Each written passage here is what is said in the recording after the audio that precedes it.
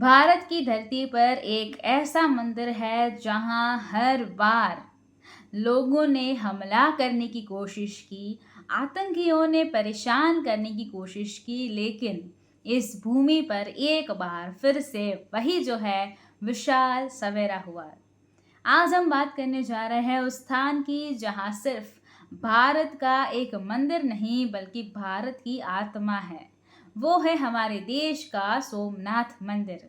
और 2026 का ये वर्ष इस मंदिर के लिए हिस्टोरिकल है, क्योंकि यहाँ जो अटैक हुआ था महमूद गजनवी का, उस अटैक को 1000 वर्ष पूरे हो चुके हैं। और 1000 वर्ष के बाद भी हम वही हैं, उसी स्वाभिमान के साथ, उसी गर्व के साथ हिंदुस्तान के संस्कृति के पर्व को, हमारे देश के सनातन के पर्व को मना रहे हैं।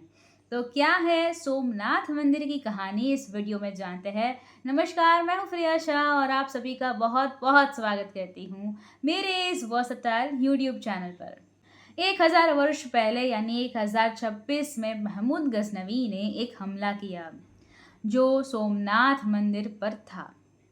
1000 वर्ष इस हमले को पूरे हुए और दूसरी ओर स्वतंत्र भारत में बने सोमनाथ मंदिर की 75वीं प्राण प्रतिष्ठा की वर्षगांठ भी मनाई जा रही है।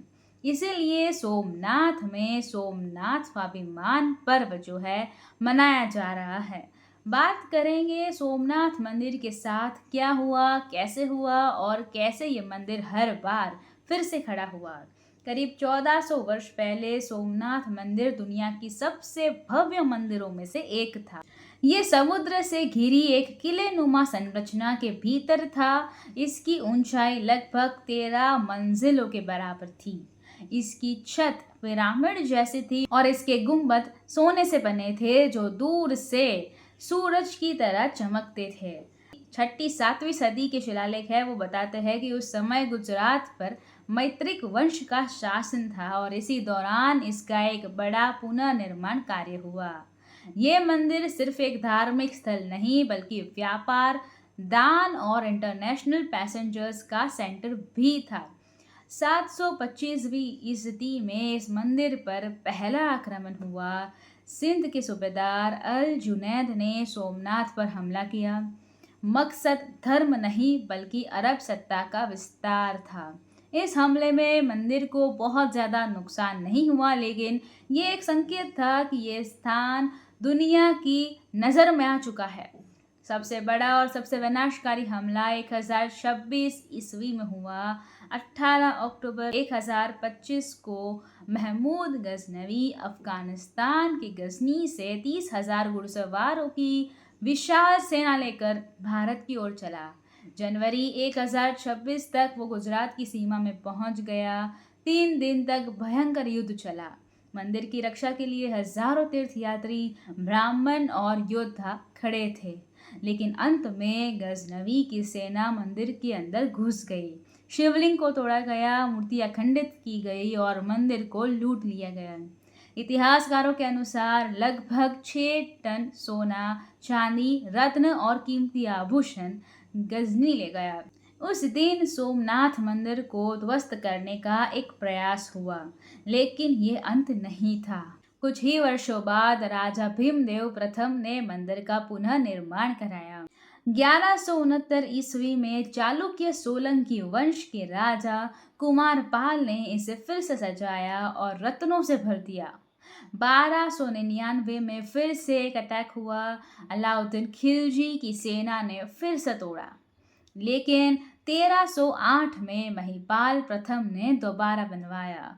1395 में जफर खान और 1451 में गुजरात के सुल्तान महमूद बेगड़ा ने इस मंदिर पर हमला किया। 17वीं सदी में औरंगजेब के समय पूजा बंद करवाई गई और मंदिर परिसर को नुकसान पहुंचाया गया। इतिहासकार कहते हैं कि सोमनाथ पर हमले सिर्फ धार्मिक नहीं थे, यह मंदिर अपार धन का केंद्र था, समुद्री व्यापार के रास्ते पर था और राजनीतिक शक्ति का प्रतीक भी था। जिस शासक के हाथ में सोमनाथ होता, उसके हाथ में पश्चिम भारत की ताकत मानी जाती थी। आजादी के बाद सोमनाथ भारत के आत्मसम्मान का प्रतीक बना। 13 नवंबर 1947 को सरदार वल्लभ भाई पटेल ने इसका पुनः निर्माण करने का फैसला किया। ये मंदिर सरकार के पैसे से नहीं बल्कि देश भर के आम लोगों के दान से बना। लगभग 25 लाख रुपए जनता से इकट्ठा हुए। 11 मई 1951 को भारत के पहले राष्ट्रपति डॉक्टर राजेंद्र प्रसाद ने सोमनाथ में शिवलिंग की प्राण प्रतिष्ठा की। ये दिन सिर्फ एक मंदिर नहीं बल्कि स्वतंत्र भारत के स्वाभिमान की घोषणा थी।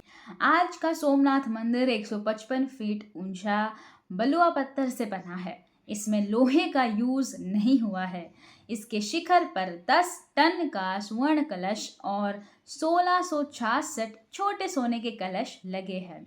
यहाँ हर दिन 3 बार ध्वज बदला जाता है, जैसे ये मंदिर दुनिया को याद दिलाता है कि हम यही हैं, इसी स्वाभिमान के साथ खड़े हैं। सोमनाथ हमें सिखाता है कि इतिहास में कितनी ही बार किसी सभ्यता को तोड़ा जाए, अगर उसकी जड़ें मजबूत है तो वो हर बार फिर से खड़ी हो जाएगी। ये मंदिर सिर्फ शिवजी का धाम नहीं है बल्कि भारत के स्वाभिमान का प्रतीक भी है। जब जब ये गिराया गया ये और ऊंचा होकर उठा और शायद यही कारण है कि आज भी अरब सागर की लहरें इसके सामने आकर रुक जाती हैं और दंडवत प्रणाम करती है। वीडियो पसंद आया हो तो इसे लाइक कर दीजिए, शेयर कर दीजिए और फ्रिया शाह नाम के इस वर्सेटाइल परिवार के साथ अभी तक नहीं जुड़े हैं तो चैनल को सब्सक्राइब कर लीजिए, साथ वाला बेल आइकन दबा दीजिए और उसके बाद 3 ऑप्शंस आएंगे, ऑल के ऊपर क्लिक कर दीजिए ताकि हर नए वीडियो का नोटिफिकेशन आपको सबसे पहले मिलती रहे। नए वीडियो के साथ फिर मिलेंगे। धन्यवाद। जय हिंद।